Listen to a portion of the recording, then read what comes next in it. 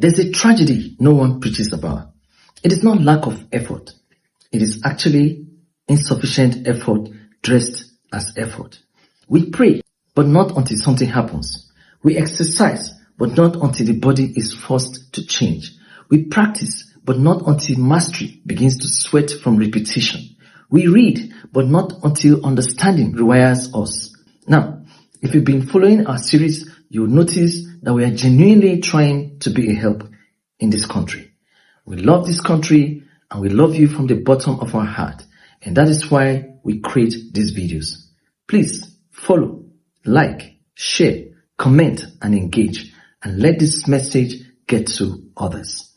In the end, let's all be a part of making the world a better place by making our country a better place. Now, back to the conversation of the day. So, we live in a dangerous middle ground. Not empty, not full, just almost. And destiny does not respond to almost. Destiny is not emotional. It is mathematical.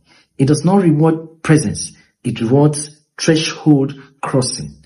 We don't do enough rehearsal. Not nearly. We don't practice enough. We put in too little pressure.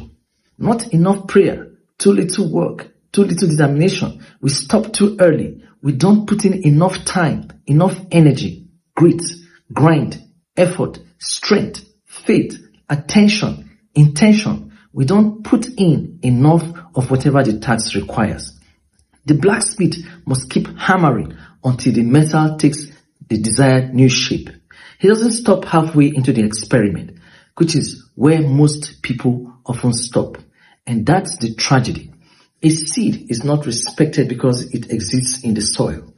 It is respected when it pushes through the soil. Until then, it is just buried potential. Many lives are stuck here. They pray, but not enough to birth conviction. They plan, but not enough to create momentum. They try, but not enough to produce evidence. So nothing changes, yet everything feels like it should.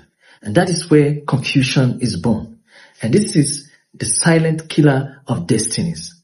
Effort without intensity, consistency without depth, activity without transformation.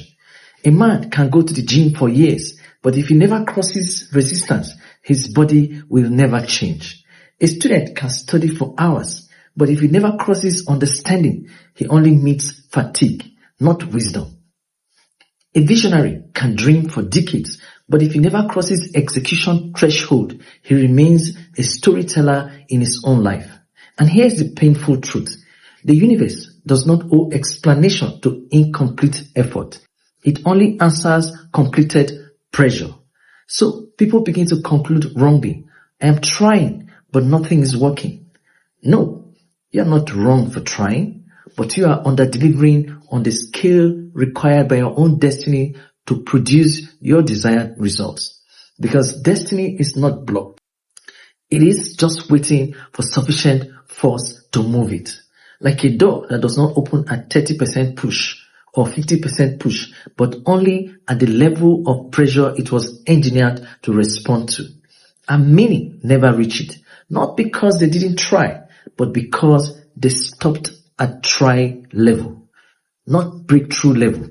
Not no turning back level. Not this must work level. So what happens to such lives? They remain in repetition without arrival. Effort becomes routine. Routine becomes identity. Identity becomes limitation. And slowly, potential turns into biography. But listen carefully. The issue is not that you are inactive. The issue is that your effort is spread thin across your destiny. A little prayer here, a little discipline there, a little focus sometimes. But nothing reaches the level where reality is forced to shift. Destiny does not respond to drizzle. It responds to flood. So the real question is not, am I doing something? The real question is my effort long enough, strong enough, and forceful enough to break the rock that is standing at the gate of my destiny fulfillment? Because if it is not, then you're not building a new future. You're maintaining an old one. And the most dangerous life is not the one doing nothing.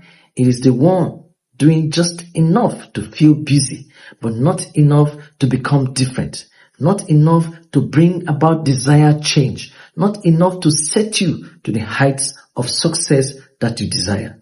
Like former US President Bill Clinton once said, you wake up in the morning, you put one step in front of the other, and when enough steps have been taken, something good happens. And so, the verdict is simple. Either your effort becomes weighty enough to shift reality, or reality will politely ignore it forever. And destiny will keep waiting, not for more activity, but for enough force to become irreversible.